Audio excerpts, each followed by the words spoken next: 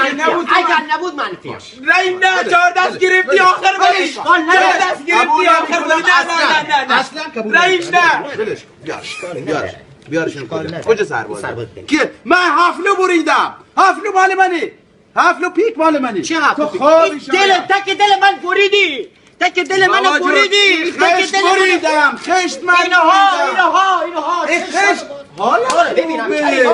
حالا خوبه. تک دل من بریدی. بیا اینجا میشه تحالیت کنم بازی چه حالی نمیخوام کنی. آقا سرباز دل کی انداخت؟ سرباز کی انداخت؟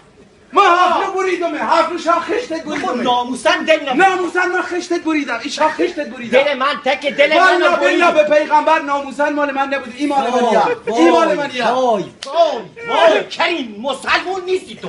به خدا مسلمون نیستی کریم. به والله مسلمون نیستی کریم. حاجی تو تک دل من با دلو پیک بریدی. با الانم شاه خشتت بریدم. تو شاخش منم بریدی. تک دل من بریدی. این شاه سرباز دل مال من نی. من با این برات بریدم. این شاه خشتت سرباز دل بریدم. من تو نی. این شاه خشتت بریدم. بچت مال به قرآن مال من نی. این شاه خشتت بریدم. اینه با حفلو. وای حالا خوبه. این حفلو کی؟ حفلو مال کی اینجا؟ حفلو مال نه حفلو مال تو کی؟ یکی دیگه بازی نمی‌کنه. حفلو مال کی؟